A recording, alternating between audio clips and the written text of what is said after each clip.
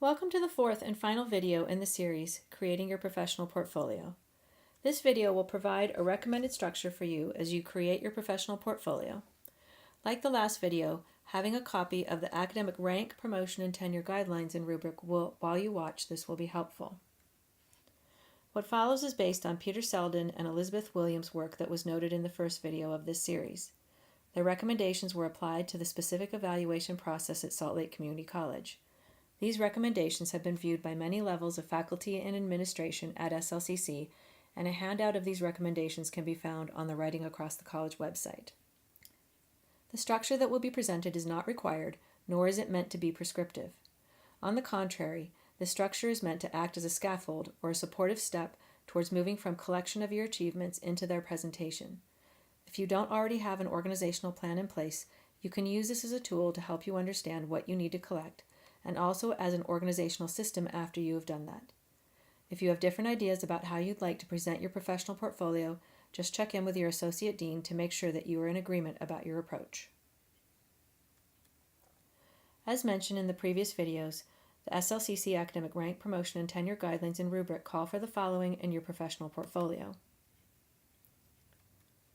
To cover these areas, a recommended organizational strategy is as follows: a landing page with navigation links, an introductory statement that presents an assessment purpose of the portfolio, presents review committee recommendations from the most recent evaluation, a teaching narrative that includes a teaching statement and a teaching self-assessment with linked evidence, a professional activity self-assessment with linked evidence, a service self-assessment with linked evidence, reflection of 3 main accomplishments and 3 goals, and evidence of successful performance, and an optional curriculum vitae. As we move through this recommended structure, we will explore how they each develop. First, the straightforward parts. A digital portfolio has a landing page that will contain navigational links. On this front page, it's a good idea to welcome your readers, state who you are, and explain that this is your digital professional portfolio. SLCC's Academic Rank, Promotion, and Tenure Guidelines require evidence of successful performance to be in your portfolio. These include letters of progress or tenure, Form 4 scores, or the equivalent. You can just upload PDF copies of these documents to your portfolio. They would not need an accompanying narrative, unless there were any irregularities that needed to be explained. A curriculum vitae or a resume. This is an optional element of your professional portfolio and should be discussed with your Associate Dean. Some prefer them to be included, others say it's up to you. The other 5 sections include all of the strategies that have been presented in the previous videos: narrative, reflection, self-assessment, and evidence. We will turn to those now. In the introductory statement of goals and intentions, you should indicate the purposes of your professional portfolio. Are you submitting it for your annual tenure track review, for rank advancement, for merit? This section should also include recommendations from your review committee from your most recent evaluation. You'll be able to draw on these recommendations as you work through the narrative reflection of your portfolio.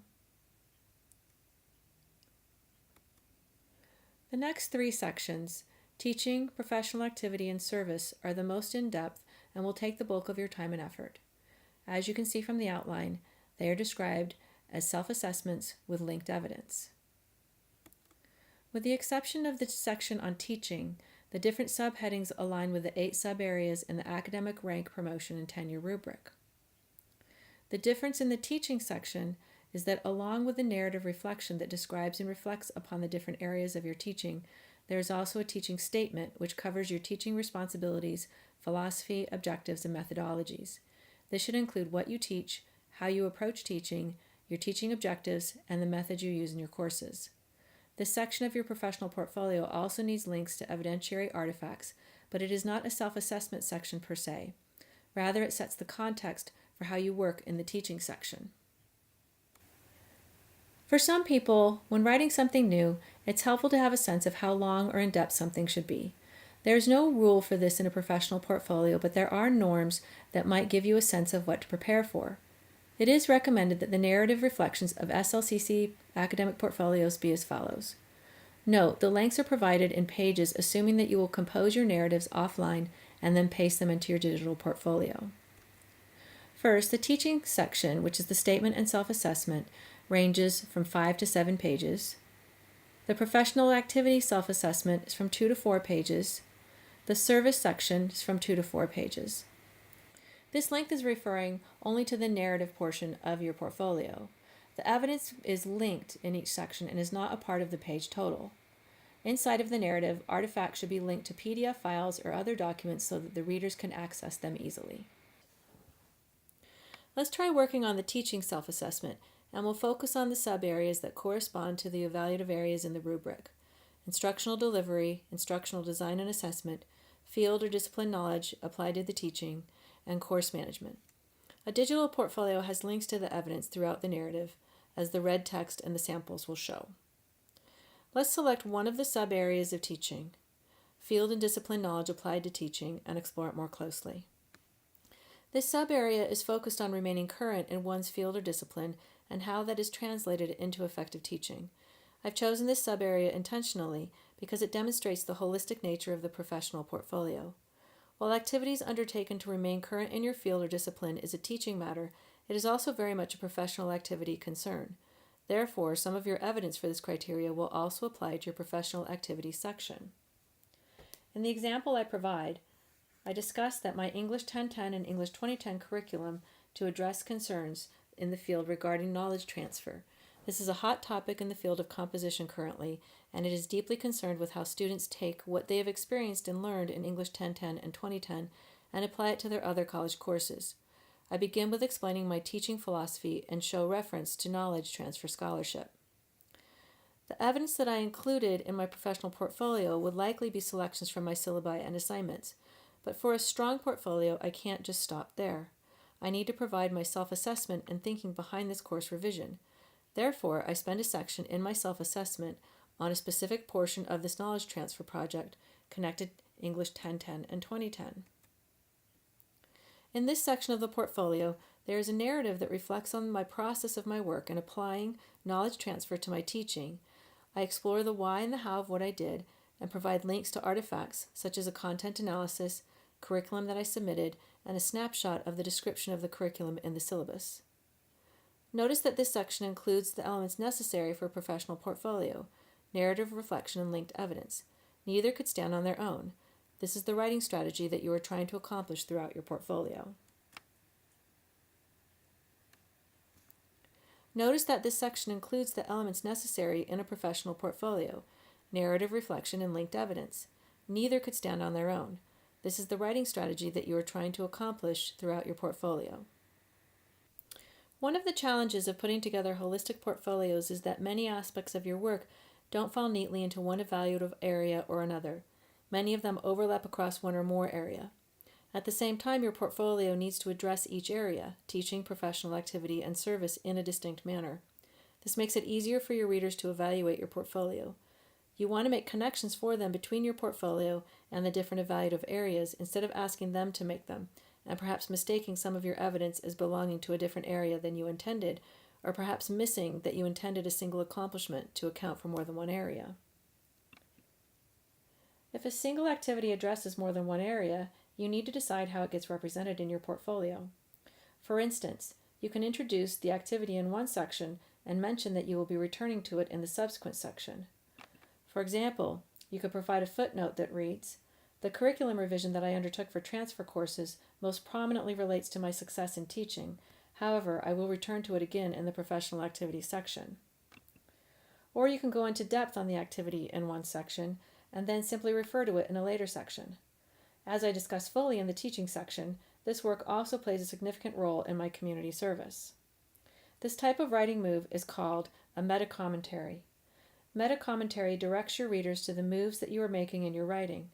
For example, if you have only mentioned something in a previous section, but now want to delve more deeply into it in another, you could write, "The curriculum revision that I referred to in the teaching section was based upon significant professional activity that I undertook in 2013-2014. How much time and attention you spend on it in each section is up to you. Decide how your work balances across each of the areas and where it exceeds or is even exceptional." This is where the rubric can be used as a brainstorming or organizing device as you draft your professional portfolio. While it is not, I repeat, not a checklist on the more detailed level of the examples that it includes, you should be sure that you are covering every one of the 8 evaluative areas. Even if you are not able to show that you are exceeding expectations in every area, since it is a holistic evaluation mechanism, you do need to show that you are addressing every area in your self-assessment. Even if you haven't been stellar in every area, you still need to make sure you include it in your professional portfolio. For example, let's say you had a really rough year for any number of reasons, and your professional activity was not as robust as it may have been in previous years. That's okay because this evaluation mechanism is holistic, and the system understands that a faculty member will not be exceptional or exceed in every sub-area every single year. But how do you write this so that it doesn't harm your evaluation? Avoidance is not the answer, and an empty space in professional activity will be more problematic than addressing it in a narrative self-assessment manner. For example, let's say that you usually attend conferences, but this year you just couldn't. It was all you could do to just keep your courses going, to serve on committees, and meet the basic requirements of your job. Your professional activity section might read something like this. I am fortunate to be at a point in my academic career to feel deeply invested in the professional activities of my field and with my disciplinary colleagues. My history of conference attendance and presentation and my engagement in the matters most concerning to my field have sustained me through this year, which has been a challenging one. I've been able to keep apprised of current conversations in my field through regular receipt of listserv emails and by engaging with my department colleagues and curriculum committees. I look forward to upcoming years when I can more fully engage with my professional peers in conferences and digital forums to discuss ideas, curriculum design, and pedagogical change. Note in this paragraph that there is no specific attention drawn to how miserable your life has been. If it has been that bad, your sitting committee and associate dean probably are already aware of it. But there is an acknowledgement that your performance isn't as engaged as it usually has been. It notes what you have been able to do instead of focusing on what you haven't. It also uses some of the mirroring language that we spoke of in the second video. This shows that even if your performance wasn't as strong as you would like it to be, you're still taking the professional portfolio process and your commitment to your work and SLCC's priorities seriously. One question that might be coming up for you is how many items, accomplishments, events should you include in your professional portfolio? If you are in the admirable position that you simply do not have enough room in your portfolio to include all of your achievements, there is no straightforward answer for that since this is a holistic process. One possible answer is to just include everything, but that's not the purpose of professional portfolios, and your readers are going to be expecting portfolios of the lengths that were noted earlier. If you have just too much to include, here's one way to proceed. First, list all of your accomplishments and evidence that you believe would belong in a professional portfolio using the rubric and the evidence examples as heuristics. Go through your archival resources as we discussed in the second video. Group them into different evaluative areas, teaching, professional activity, and service. Review the professional performance level of evaluation. A mistake to make with your portfolio would be to only focus on those areas that exceed, but overlook the need to demonstrate your core achievements that make you a professional at SLCC. Select representative elements that show your competencies. You need not include all of your syllabi, nor all of your assignments. Choose those that represent your competencies and achievements, or portions thereof. Then use the narrative self-assessment to explain and reflect upon your achievements. After you're sure that you have covered the professional performance level, look at those accomplishments and evidence that would be considered to exceed professional performance. Which of these are most important to you? Which are you most proud of? Which are directly relevant to the goals that you set for yourself? This is where you get to say, look at this excellent work that I've done. Consider whether any of these exceeds accomplishments apply to more than one area of the rubric. Are they teaching and service, teaching and professional activity? Are they all three? Common sense that you want to get the most credit for your work as you can, so use the accomplishments that cover as many areas as possible. Even though you have to cover all of your areas of work in your professional portfolio, SLCC faculty members' primary responsibility is teaching students. To end this section, I want to take a moment to emphasize that in your professional portfolio, all roads lead to teaching. This is why expectations in the rubric for teaching are greater, and why the teaching section of your portfolio is expected to be significantly more in-depth than the others. As much as you can, throughout your portfolio, tie in your accomplishments to how they support and improve your teaching effectiveness and the success and persistence of your students. Making teaching the priority of your SLCC faculty professional portfolio is one writing strategy that will never let you down. The final section of the professional portfolio is for you to reflect on your accomplishments since your last review and to look to your future. In this section, which is a type of a summary of your entire portfolio, take some time to highlight 3 things that you're most proud of. What do you feel really stands out?